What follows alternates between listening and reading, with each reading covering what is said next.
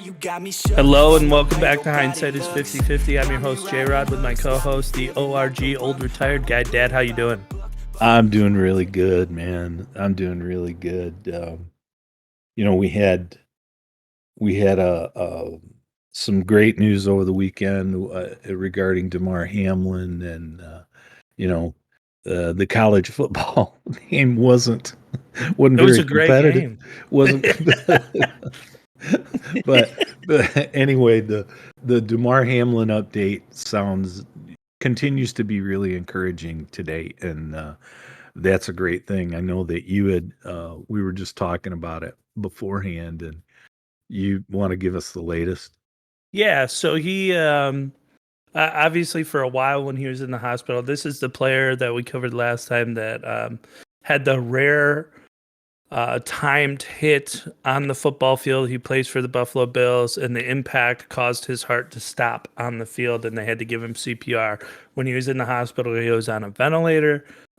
He was not awake, and he is now awake. He's been able to move to Buffalo General, and he actually tweeted the other day, and he said, "Not home quite yet. Still doing and passing a bunch of tests. Special thank you to Buffalo General. It's been nothing but love since arrival. Keep me in y'all prayers, please." So that was kind of one of those like heartfelt moments, where you, you never Yeah. want anything bad to happen to anybody on the field. And he's been, at least to my knowledge, a fairly model citizen and a good guy. I know that he's got Yes. his own fundraiser. And so it was just nice to have an update where he was doing better and he's awake and he's cognitive, so there's not any substantial brain damage, which is good because I know Right. that was a concern that he was losing oxygen to his brain when he was without a pulse on the field. So all of those things they're good things. Well, I heard a rumor too that when he woke up, the first thing he said he wanted to do was get back to football, which was kind of just one of those like cute moments. But his doctor said his neurologist in at Cincinnati Hospital, which all credit to them, all credit to the NFL staff that saved his life. By the way, yes, all those first responders on the field giving him that just CPR shows you how good they are. within a minute, and they run into Cincinnati Hospital, and that saved his life. But the neurologist said the first thing that he said was, "Did we win the game?" Yeah, And or who won? And the neurologist said, "You won." right. I don't know if that's true, but that's one of the things I read, and Well, that's they pretty canceled cool. the game, so it's like you Right. you sure did win. And then Everybody you stopped for you you know and you're we alive. talked about his GoFundMe thing. His GoFundMe set up for kids, and it was to benefit kids and buy kids toys and things like that. And the original goal was for $2,500. And the latest update, what was that total at So for that so last GoFund? time we talked, I think it was like just over 5 million. And Okay, now the latest article on it says that it's reached over 8.6 million. that's awesome. And that, yeah, I mean, again, we talked about a silver lining, all that stuff, and that's cool. Things like that give you faith in humanity. We unfortunately only see it usually right after or during times of tragedy. At least in my lifetime, we got to see this after 9/11. The world bands together when they have a common Right. cause, not just a common enemy, but just a common cause. And so in this case, something incredibly unfortunate happened to Damar Hamlin on the field, but it resulted in so many people that just kind of coming out of the woodwork, donating and raising this charity to astronomical heights, and that's pretty cool to watch people do that. Well, it really is, and you're right, and it does, because there are so many times, whether it's you're in traffic and you let a person in and they don't give you the thank you wave or whatever. So Yeah, little things, and there's a million things like that that happen in your daily lives where you just it's like, come on, dude. Do the right thing.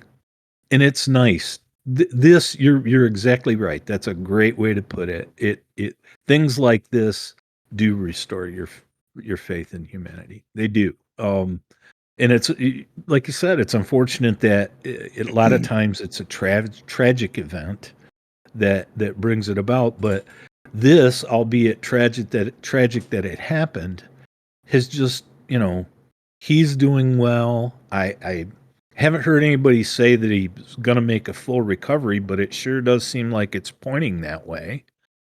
And then his charity has gone nuts, and it's touched a lot of people's hearts. And when you see that's a feel good thing. It is. You're 100% right about that.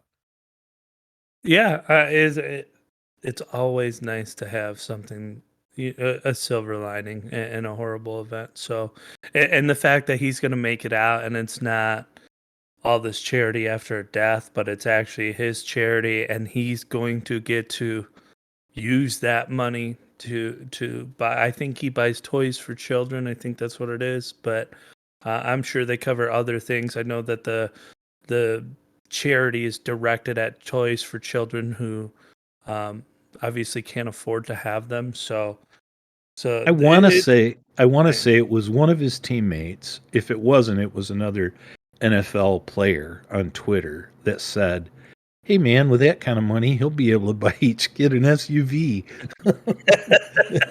That's I mean, great. it's That's true great. though, right? So No, that's um, good stuff. that's obviously all things good, but in other NFL news, the Lions beat the Packers.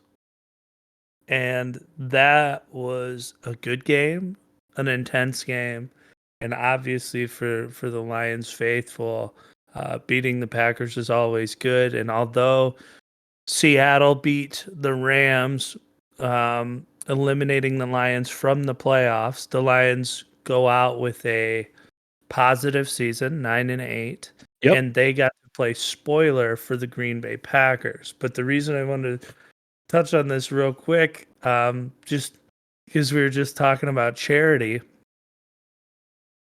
Several, and by several, it was hundreds, if not over a Yeah. thousand, of Seattle Seahawks fans donated $12 to the Lions charity for being the The 12th 12th man. man.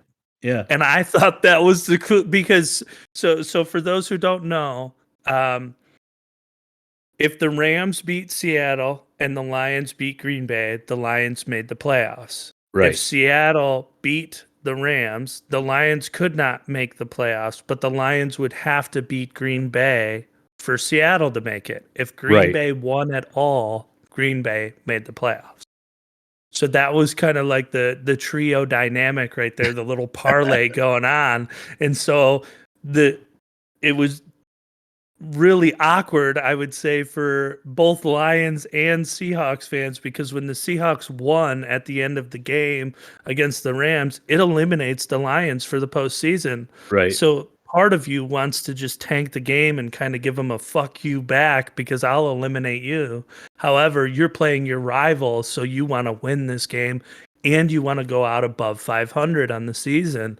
And so And now Seattle is having to root for the Lions going, please beat Green Bay so we make the playoffs. And then I they did. honestly, Jared, I don't think that this team is wired like that. Like I don't think they can. Yeah. they have the mentality that, yeah, it's unfortunate that by the time that the Lions kicked off, they knew they were out of the playoffs. To me, all that much more credit to them. They still played hard as hell. And Well, and you took away the emotion of playing for something on the line and you gave them anger and frustration to take out on the opponent too. And you I think know, you could see it. and I mean, even down to they clinched it. I mean, it's fourth down. It's a little more than a yard. There's a little less than 2 minutes left. And with Aaron Rodgers there, anything can happen. The Lions are up by 4. We call a play that we know is going to work. It's like DJ Shark runs out real quick. He sits in a spot. Goff Yeah. hit him right in the chest. He caught it. First down. We can kneel with the ball and run the clock out because And Green Bay by that everything about that game was grit too. it was That was it was the Lions' identity or the identity they've tried to have, and I think they've successfully had throughout the season. And so it was just, there are times we're going to go for it on fourth down. Our defense can be punishing. Hutchinson was all over the place. all over. Two Um, sacks, two more sacks. Yeah. and it was a low scoring game, but it was just one of those gritty games where it's like there was a lot of pride in that win. Did you see the play where Amon-Ra St. Brown caught the ball basically in his ass? Yes. That was it. That reminded, who it reminded me of? And this is kind of a throwback for any non-college sports fan. Circus Circus. Yes. Yes. That's what that catch reminded me of. Yeah. I Yeah. mean, that was incredible. That ball did not touch the ground. My favorite play of the game, though, was when we ran the short bubble screen, if you want to even call it that, more like a jab step, and then pitched it. The hook and lateral. Yeah, but it was off of a screen instead of just That was awesome. way downfield. And I love that play. I used to when you guys would run it in high school, and Jacob's high school team seemed to run it more than you guys did. But it almost always worked. But I haven't seen a pro team run that play. Other than the panic laterals at the end of a game that you see. But I haven't seen a pro team run the hook and lateral. And since the last one I remember was when Don Shula coached the Dolphins, and he's gone now, and he hadn't coached for a long time.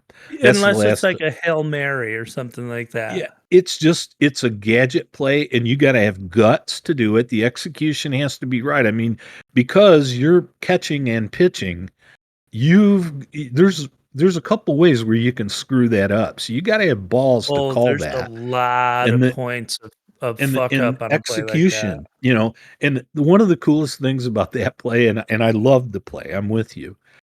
Penny Sewell, did you see him turn the corner? And pancake that dude. Oh, And he got so excited. He hit the littlest guy on the field and he got so excited. And I love that. He's like, yeah, bitch. Welcome to 300 pounds. and and And he when hit they a were guy who's like a $190. well on the goal line, they ran a play to Jamal Williams, and he scored. And by the way, congratulations to him. A Yeah, Lions 17. single season rushing touchdown record. He beat Barry Sanders' single season record for touchdowns, and Those need to be separate records, though. and he got a 1,000 yards in a season. And but on one play down near the goal line, Sewell was pulling, and it was like there was a D-back who was there to make interference, and I don't remember the guy's name. His last name was Douglas. He just kind of crumbled. He didn't want any part of that. That's like when you just watch him disappear, and you're like, you know what? Go? It may have been Jonah Jackson actually that pulled. But either way, you got an over 300-pound guy with an attitude. You're a $190, and it's like, and again, they're playing hard. That was the most fun part of it, and yeah, it would have been nice for them to make the playoffs. I'm not saying that it wouldn't have, but boy, I was just so happy that they played hard. Here's the thing about the Lions before we go on to the desecration that was the college football playoff title game, the national championship game. They have 5 of the top 82 picks in the draft. They've got 2 number 1s, 6 and 18. They've got 2 number 2s, and their 3rd round pick, it's already set up where it would be like the 82nd pick. And so they've got 5 picks out of the top 82 players. Now, based on what we've talked about before, But based on what this GM has done so far, I like that position. Plus, we're going to have a lot of cap money. We're going to have a reasonable. We're going to have to re-sign some guys. Jamal Williams is a free agent. I definitely want him back. But so but it was nice to be able to be excited about the last Lions game of the season. And even though they didn't make the playoffs, God, that was a fun game to watch, and I truly enjoyed it. It was really good for me being a longtime Lions fan. Well, they don't have any egos yet. Let's That's hope it huge. stays that way. But I mean, the team's so young. Nobody's monstrously paid. I mean, Goff obviously is going to have his contracts, but nobody's monstrously paid or anything like that. It is, you've got NFL talent with the youth of a college team, and And the that's exuberance. special. Yeah. They play with the emotion of a college team, which is, I just love to see that. Well, you might not be the best team in the NFL, but guess what? When you've got that energy, you can jump up and bite anybody. And I That's think true. I think that's part of the reason the officiating was so bad in the Seattle game. It was like, Oh. let's get the Lions out because we don't want to see them in the Super Bowl because they jump up and bite people like, holy shit. And I'm not saying we'd have made it there this year, but it's like if anybody was dangerous at the end of the season, the Lions were the most dangerous team. Oh, I agree with that. And I think a lot of people felt that way. We'll see how they handle this degree of success. And like I said, I think that roster is going to continue to build this off season. But as you remember, they kind of became a darling when they were on Hard Knocks before the season started. I mean, everybody loved Campbell. Everybody liked, some guys on the team. And then we started 1-6. And, digging out of that hole to finish 9-8. Yeah, That's incredible. That's pretty damn good, man. People have always loved the Lions fans as well. That's one thing that it's not just my opinion. You hear it on TV, all kinds of stuff. It's like especially when something's on the line. Not just, I mean, they're good at every home game, but it's like, the one year they made the playoffs with Stafford, all that. It's like that stadium is shaking. It is super loud. The fans are passionate. Detroit wants a winner. And so I think it makes a special place. And I hope there's not a letdown next year. I'm not as worried about it next year as I am the following. And the reason is, with the youth on the team right now, not making the playoffs gives us motivation of That's something fair. that was unfinished from this year. No, that's fair, and you're right. And if this city of Detroit ever gets to host a playoff game, holy crap! Yeah, good luck. That'll be You're not going to be able to pandemonium. hear a single thing.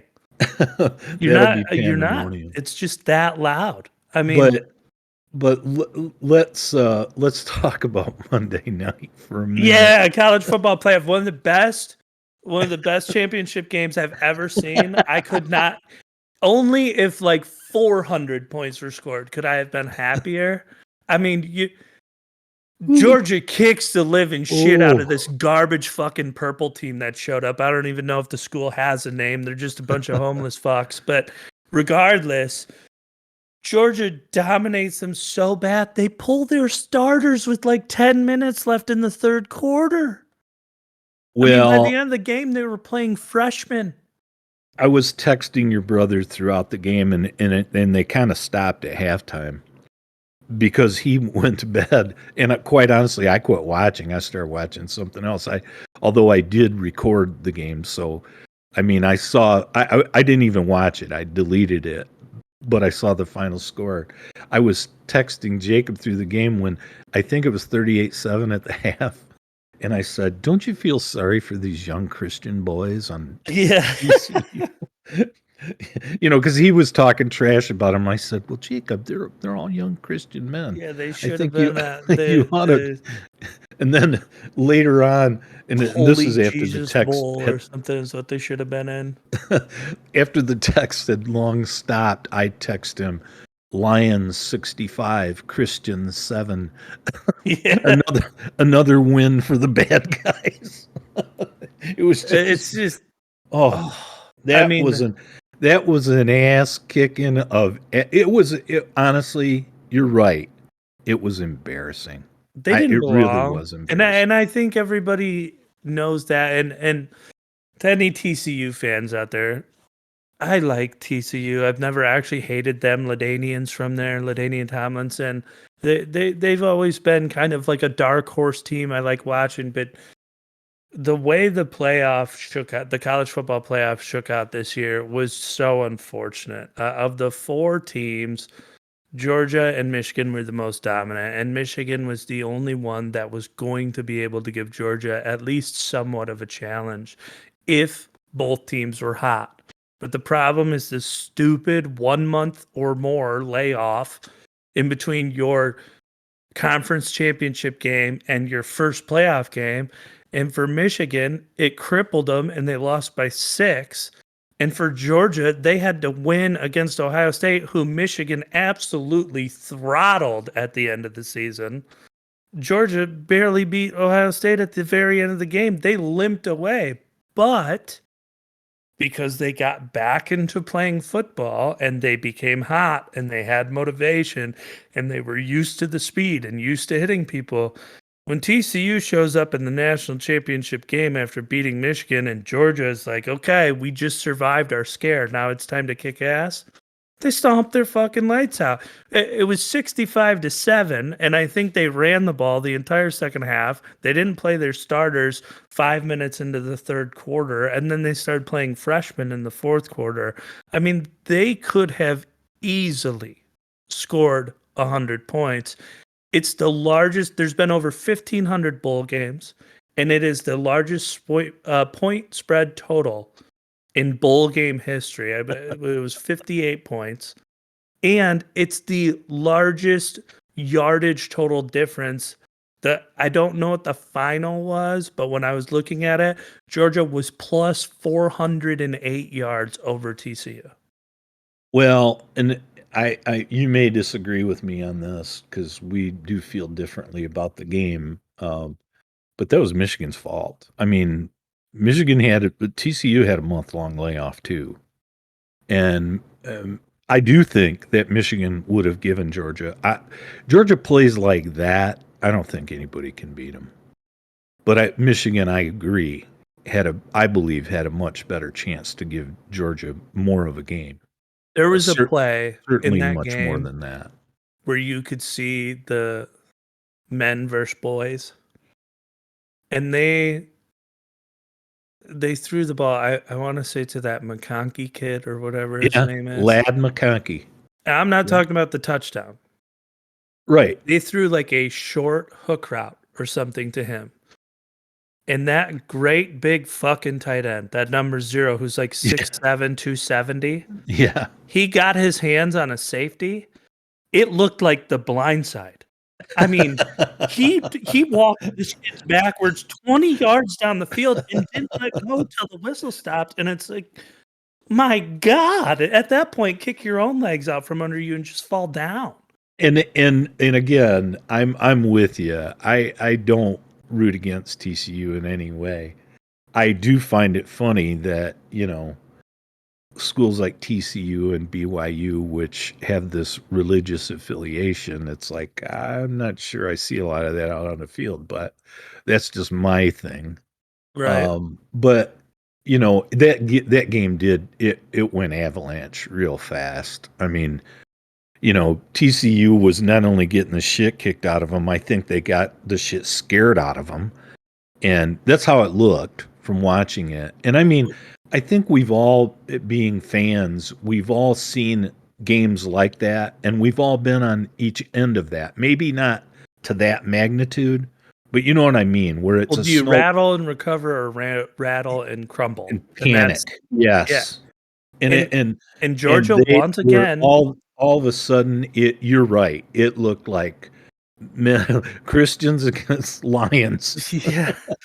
It was like, and again, like Georgia always does. It was like either late first quarter, early second quarter, and somebody from TCU ran a crossing route, and it's like you watched a soul leave a body, and the game was not the same after that. It's like, and the same thing with their oh so powerful running back. It's like, well, how's it feel getting a 3-yard loss on every run? Well, Good their luck. top running back didn't play because he got hurt against Michigan. I don't think he's that special. It's just my Well, he might opinion. not be, but their receiver, that big receiver, he will likely be the first receiver taken in the draft. I mean, And they did have talent on nothing. that team. They just didn't have the kind of talent Georgia has. Right, which how does he go as a number one receiver then? You know what I mean? If he can't catch a pass against Georgia, you gonna catch one in the NFL? Calvin played at Georgia Tech, and he was the second, believe, second overall pick. And I mean, Calvin had a nice career, and Georgia Tech wasn't great while Calvin was there. I mean, No, but it he all. had caught a pass against Georgia. Well, I don't. I thought he did Calvin was catch at that least big of a one.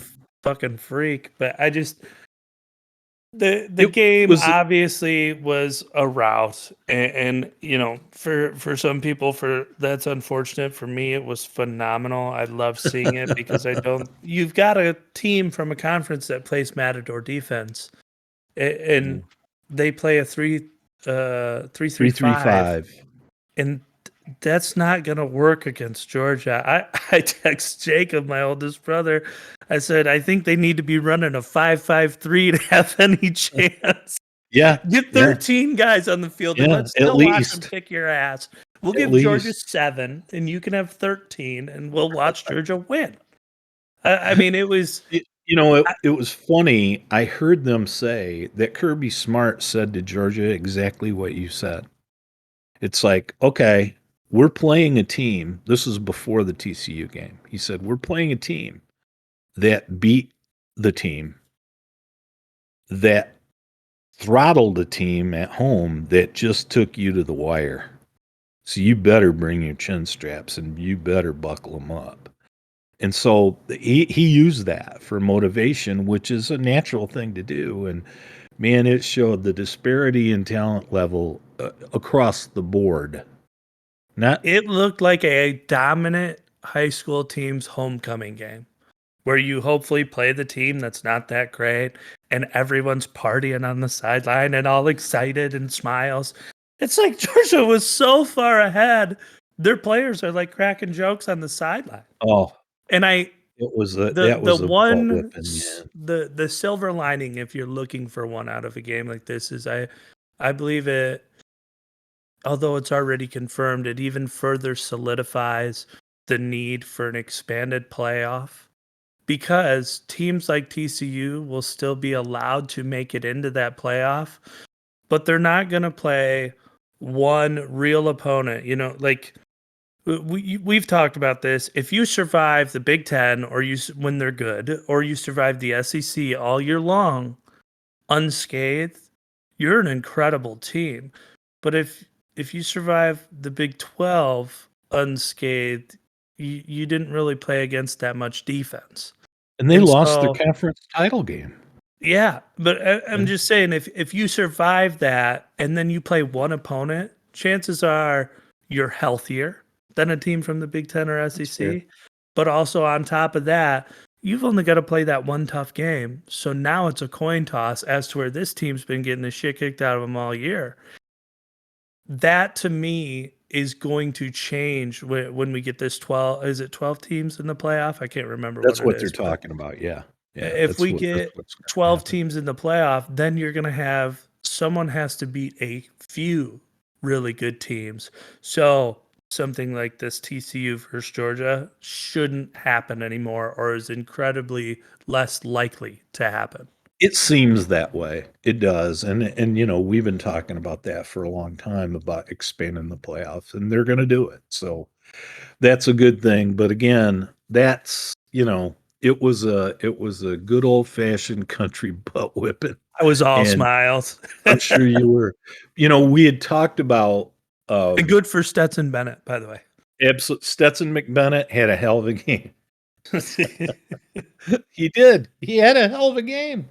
I mean, He's got a was hell of a story. I mean, wa was he going to was he Georgia, touched? then Did his uniform looked brand new. I Was he feel like he touched? may have accidentally touched the center one time during a snap, but other than that, he was pretty clean. Maybe got his fingers a little dirty. Well, I just I just You saw his interviews, right? yeah. Where he's like he's like anybody could have done that. I wasn't touched all game. I mean, he Yeah, was laughing about it. He had like a 30-yard run. He never got touched. I know it. I know it. No, it was a dismantling, that's for sure. Hey, people we've got a little bit of feedback about talking about movies. Okay. And recently, your mom and I rewatched a movie that we watched initially when it came out in 2014. And it's called This Is Where I Leave You. Great movie. It has Jason Bateman, and everybody knows Jason Bateman. I mean, he's Arrested Development, he's done many movies, and a He's lot the of them good. Ozark guy. He's from Hancock, all that. Oh Yeah. yeah, yeah, you know, and then Tina Fey, who from SNL, who's done a lot of movies herself. Jane Fonda, who is now much older. I don't even know how old Jane Fonda is, but she's got to be at least in her 70s. And again, this movie was made in 2014, and I think it's important because there's so many characters. There's a lot of different summaries of this movie, but we'll try to I'll read a short one of these summaries to just, if you haven't seen it, uh, to give a little background. It says, after their father passes away, four grown siblings, bruised and banged up by their respective adult lives, are forced to return to their childhood home and live under the same roof together for a week, along with their oversharing mother and an assortment of spouses, exes, and might have beens. Confronting their history and the frayed states of their relationships among the people who know and love them best, they ultimately reconnect in hysterical and emotional affecting ways amid the chaos, humor, heartache, and redemption that only families can provide, driving us insane even as they remind us of our truest and often best selves. Now, that to me, because there's a lot of characters in this movie, but this isn't what guys would call a chick movie, not by any stretch. Would you agree with that, Jared? Yeah, I'd This agree is with that. not this is not a chick movie. This But is a there's family dramedy. yeah, yes, that's fair. And again, I didn't know what sitting Shiva was.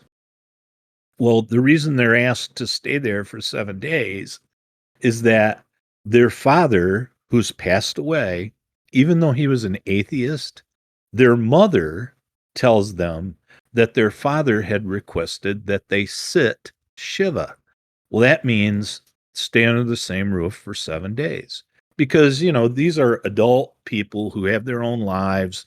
Some of them are married. Some of them have struggling marriages. One of the brothers is single. When they and so they the mother tells them, Jane Fonda tells them, that that's what the dad wanted, so they all agree to do it. And the Very court. reluctantly. Oh Well, yeah, but the isn't it that like the inherit she's not going to give them any of the inheritance if they no, don't stay? they really don't say that. They talk about the father had a big sporting goods store that did very well, and the oldest son has been the primary. He's primarily taken that over for a while now because the father was old enough to retire, but he had stayed home. The other sons had gone away. Tina Fey, the daughter, had gone away, but and they talk about that in the throughout the movie. When I watch a comedy, I'm usually disappointed in comedies because they'll have funny parts, but they're almost like few and far between. And they're usually released in the trailer. That's fair. That's a good point. But this movie, there are belly laughs and there are giggles that I had throughout the movie. And your mom and I watched it again recently, and you and I had actually talked about a different movie that we're going to talk about this week, and because we had watched that, I, suggested and you agreed that we would change it to this week. We'd talk about this movie while it was still fresh in my mind. And but Jason Bateman is a smartass. You know, his wife, he finds out, is screwing his boss, and so he leaves her and to go to his father's funeral, and then to sit shiva with his relatives. After obviously he quits his job and he finds his wife in bed with his boss. While he's there, his wife calls him and says she's pregnant and it's his. So things get complicated. Well, in they a lo- leave a lot of the raw, unfiltered, real life shit in there. Big And time. that's, like when he finds his boss with his wife, he walks in and he's like, how long?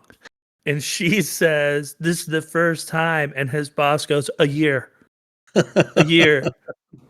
And then he's like, well, it's the first time on our sides. It's just like, what the fuck is wrong with you?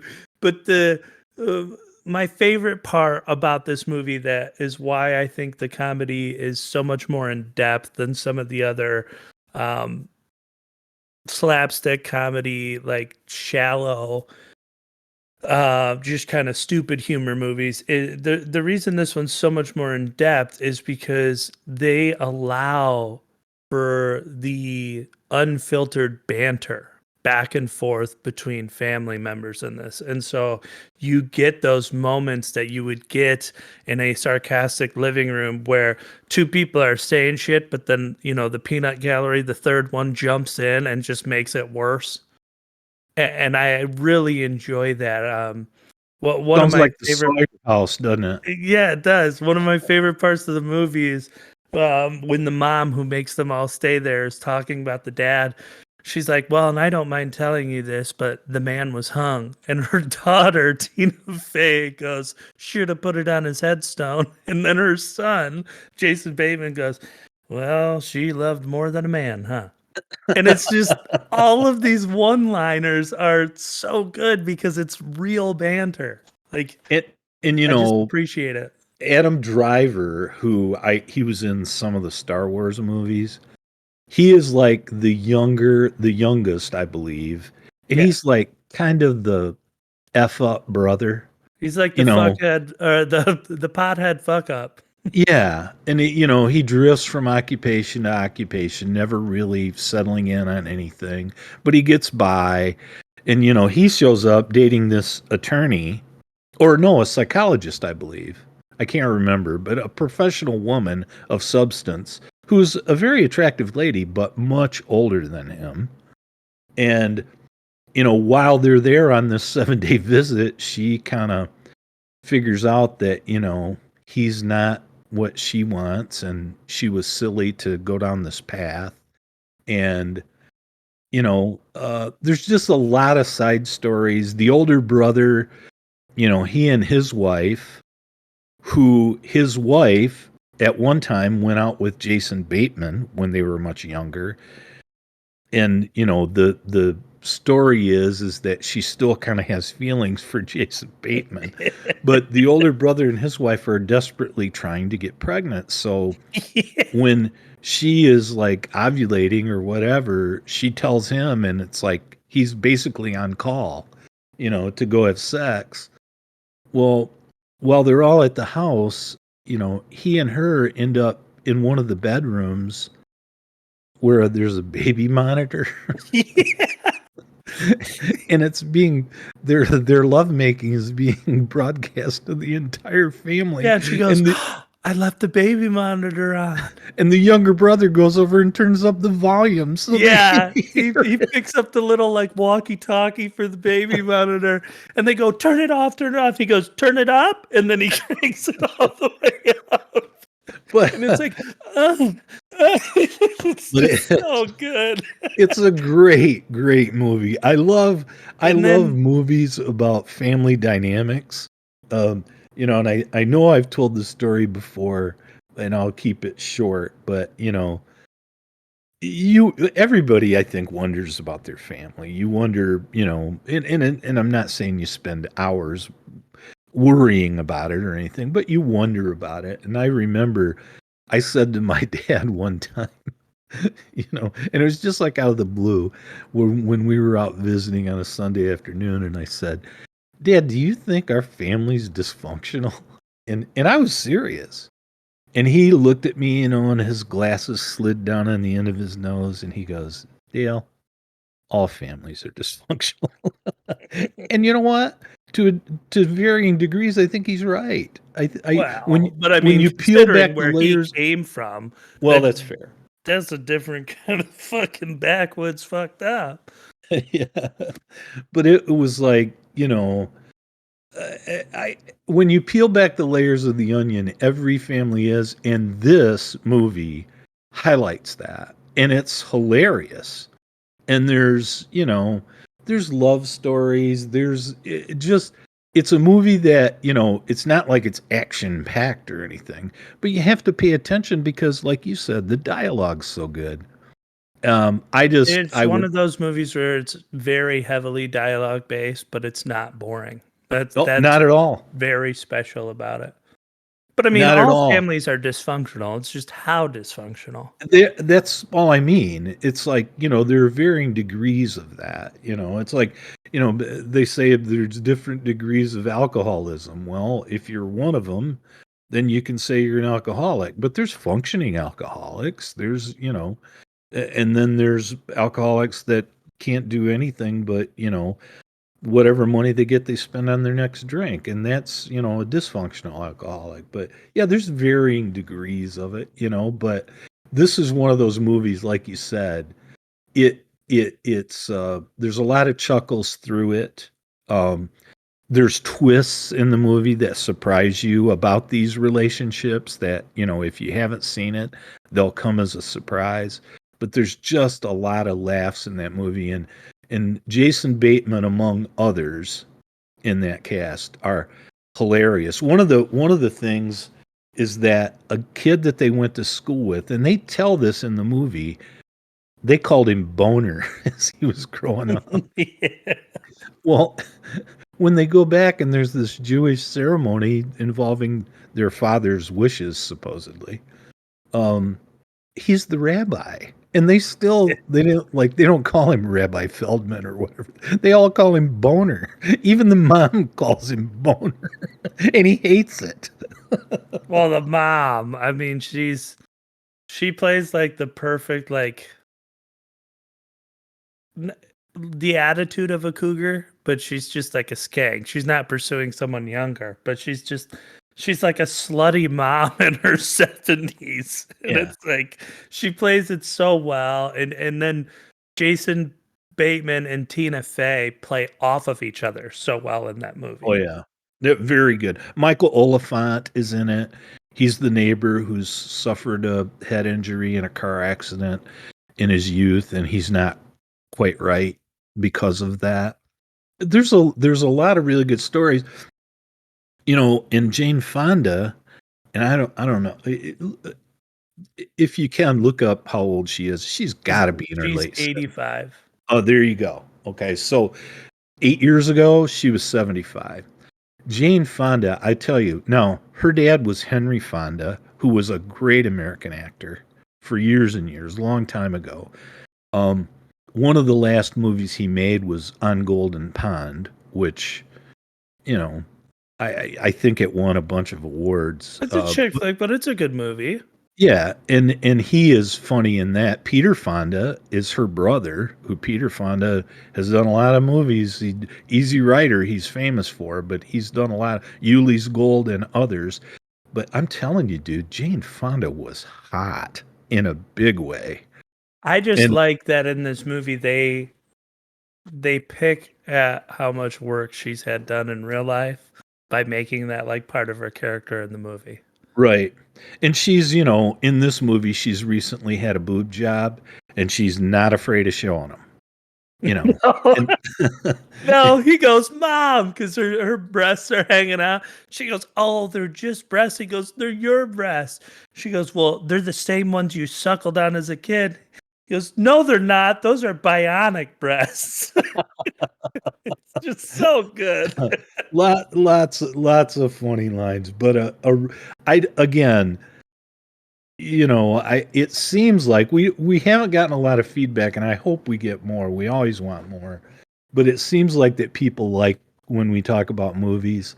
This is another movie that if you want a few laughs, but like we've said, like you said specifically, you got to pay attention because it is dialogue based. It's not like it's not It's like a an lot of action flick, quips. but there's a lot of sarcasm and a lot of just funny stuff in this movie, and it gives you the pretense that they're all real problems. I mean, they happen to people. They don't. This isn't some fantasy. It's like these are real problems that real people have to deal with, but in this movie they deal with them in a funny way. And I would highly recommend it. It's called This Is Where I Leave You. It stars Jason Bateman and Jane Fonda, Adam Driver, Tina Fey, amongst others. And it's a 2014 film, but it's a very, very good film in my opinion, and In I'd recommend it. a movie that if we want, we can talk about in the future or on a future episode, but that is very similar to this or has similar humor and family structure is The Family Stone. So Yes. if you haven't seen it, I would suggest both of these movies. If Yes. you have seen The Family Stone and you really liked it, you'll like this movie as well. Absolutely. Absolutely. But I know that you had mentioned, last week you put a lot of pictures, including the tummy sticks. Thank you. I mean, you guys were the ones playing it. You know, I there, didn't do just to anything. give you the backstory about the tummy sticks picture, which you recommended that caption, and I didn't care. I don't care. That is Alan and I when we were like 16, and he would stay at my house or I would stay at his house, and I had one bed. I think I told you it was a full size bed, but I remember it was a queen size bed. You'll see the red, white, and blue sheets. I had my ceiling painted red, white, and blue. I was all into that. But actually, my younger sister, who's now no longer with us, she was 15 years younger than me, and she's not two in that picture. And my mom in the morning would let her in the bedroom, and my younger sister Michelle would crawl up in the bed to wake us up.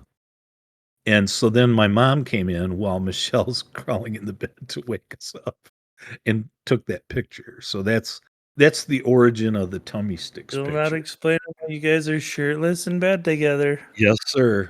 Yes, sir. Didn't think Because the anything of picture it. got taken because your sister was in there doesn't mean we know what happened before the picture was taken. No, yeah, They call him whatever. Big Gay Al. I'll So leave I'll leave it to you. I'll leave it to everyone's yeah. imagination, but no.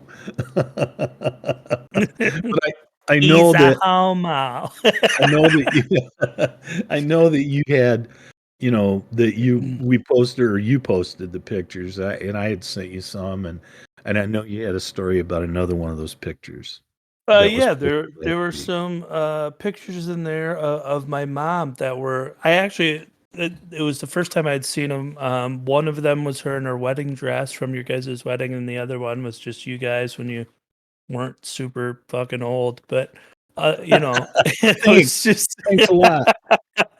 it was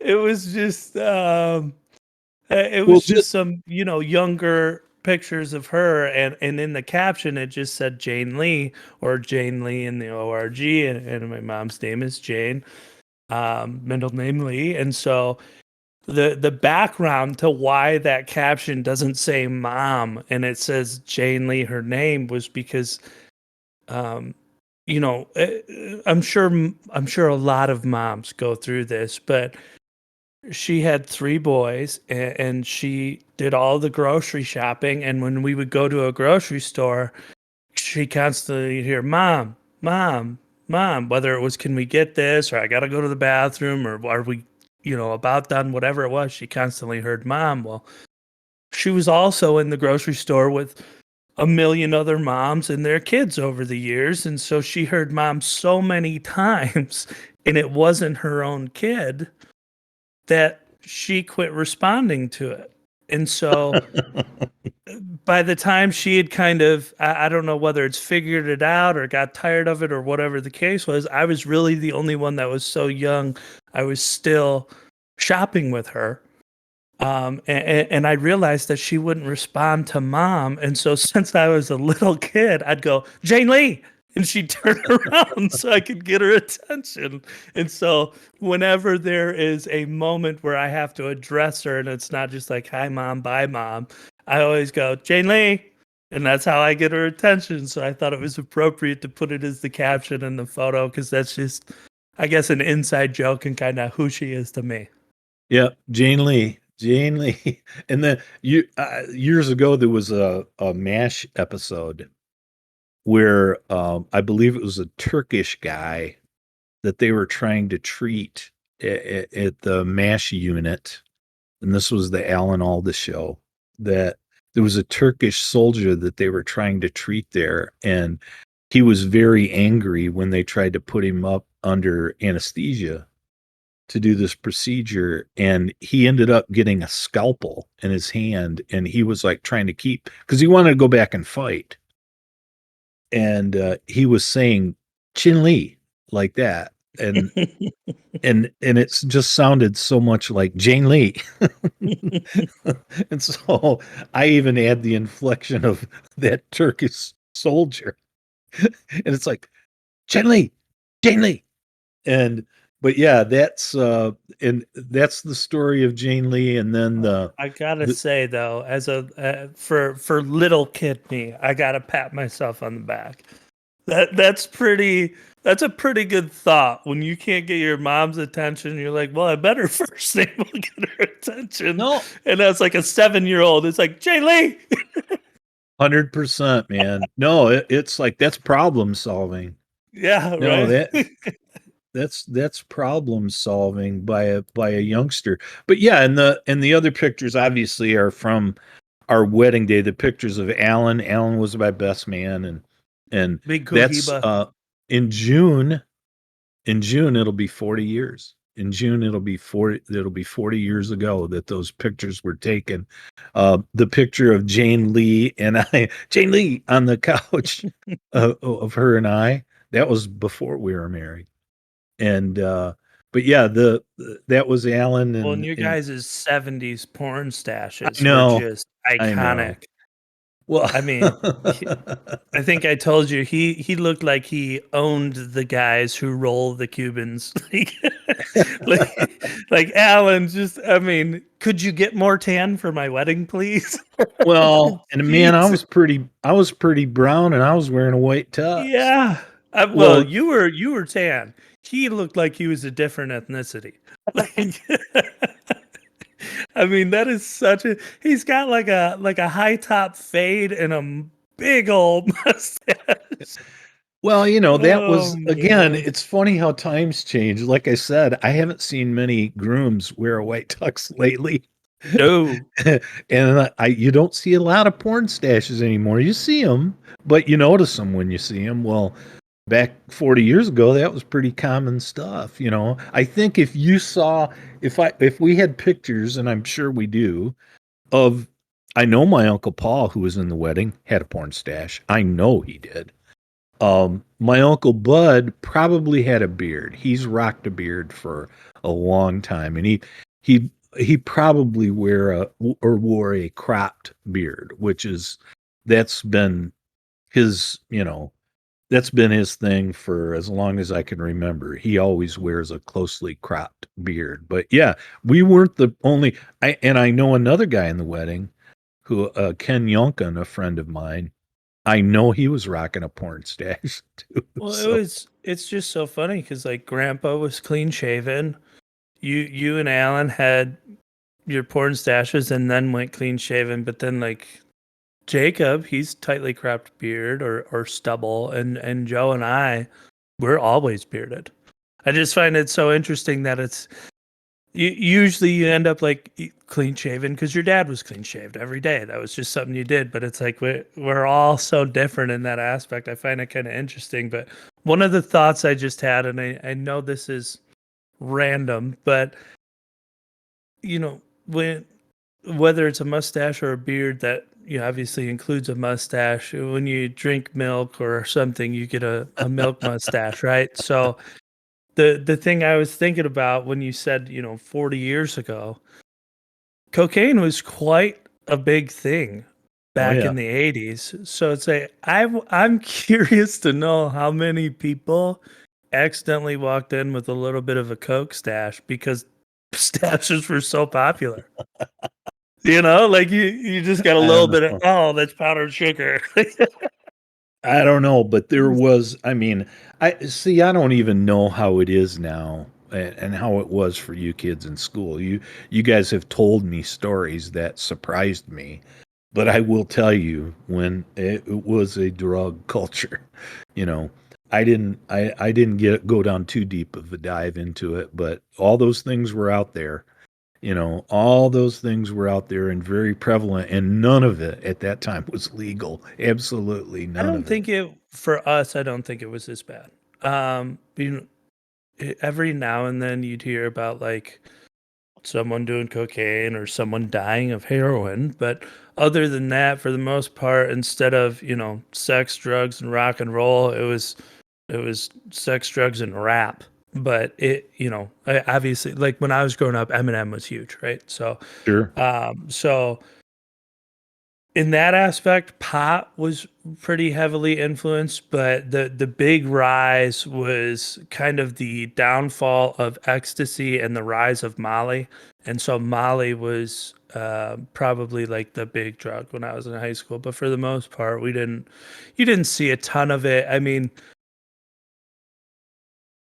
Dare, obviously, the program where the police come in and they Right. tell kids about drugs it's there to help push you away. But um as you grow up in a more technological society that like I guess our generation had the opportunity to do that your generation didn't, the one of the plus sides of that is that when someone dies from something, whether they were drinking and driving or they got stoned and were riding a motorcycle, or one of my friends from Manchester, he died of a heroin overdose. All of these things, when you hear about them, they were either rumors back in the day or word didn't spread fast enough. But now it's all over social media, and so Oh, that's fair. although kids do stupid shit still, and they're always going to, part of those real life consequences and even missing a distant acquaintance or a distant friend just because you don't see him the once or twice a year you'd run into him, well, now you know how they died. It allows that to sink in a little bit in the reality of some of the choices you're making. So you're still gonna have that teenage I'm invulnerable mentality, but at the same time, I think drug use, at least in certain areas, I'm sure in some cultures, some cities, all of that, it's still highly prevalent. But in a lot of areas, it seems a little more toned down or dialed back because you're getting you witness and feel the pain of some of the reality because social media allows you to know what happened. You see a lot of lives impacted and a lot of lives ruined, and it seems to me, and I don't have statistics, but a lot of it is prescription drugs. It's Yes. like painkillers, and there's a lot of that seems to, and I think everybody has been impacted in some way by that, whether it's, it could be in various levels, but it could be immediate family, it could be friends, it could be friends of friends, but we've all seen it, Melissa and sees it as a nurse at the hospital all the I'm time. sure Someone she will come does. in and go, "Oh, I need better pain meds than this." It's, "Oh, what is it called? The la la," and it's like you want Dilaudid, which you pretty much want morphine straight into your veins. Right. And that's, and I mean, people do it all the time. But yeah, the abuse is always going to be there, but having it more well known, um, I don't think people are as shy to recognize it or be embarrassed about it. But also, you realize how many people fuck up their lives, and you don't want to do that. Well, yeah, and whatever it takes, whatever we're not doing that we should be doing to make that awareness better, to increase that awareness and make that situation better. I hope we can figure out a way to do it. But it's, and there are people that I think just have addictive personalities. I mean, I do to a degree. I mean, I've used tobacco for a lot of my life. A lot of people, it's coffee. Um, and a lot of people, it's much worse. It's alcohol, to extremes. But, you know, um, hopefully that awareness has, you know, made it better because like you said, the tragedies are real and we've all either know somebody or know of somebody that's been impacted by it and you hope it gets better. But I know that I just to get things onto a little bit lighter note, Yeah. yeah. Um I know that Jan Godwin, the general, had Yeah. posted a comment on Facebook about the podcast, and thanks, Jan. Thanks, Jan, Yeah, for she was doing a that. good sport, obviously, about the comment we made. You know, we love you, Jan, but we also appreciate the shout out and free advertisement, if you will, to your family and friends. Um, posting our podcast on Facebook. We appreciate that. We obviously we love you guys regardless, but we also love you for that. And anybody who can help share us, we greatly appreciate it. But she was a very good sport about it, as we knew she would be. But it was pretty cool. It was pretty. It Yeah, was a and sister thing to do. yeah, it was. It was a good thing, and I actually did talk to both her and JP after that. I can't remember what precipitated the phone call, but there's a 2 hour difference in time between us and them. And I want to say they called me and it was like 10 o'clock, which it's lucky that I was awake. It was Right? 10 o'clock here. But yeah, I ended up talking to JP and well, I think JP called me after he heard, and I think this was before actually Jan had posted that comment on Facebook. JP called me after I told the JP fuck that guy story, and Okay. yeah, yeah. So I ended up talking to both of them for a little bit, but yeah, they're really good people and good friends and their family, and like you said, she was a good sport about it, and we knew she would be because I, regardless, man, she can't deny it. Well, and her dad, just like my dad, you, is one of the biggest ball busters out there. So she's got For thick sure. skin. Oh, well, yeah, yeah. Well, yeah. But you know what? It's like if you're gonna bust balls, you got to be willing to have yours busted. You know, Absolutely. and that's I've always tried to be like that, and and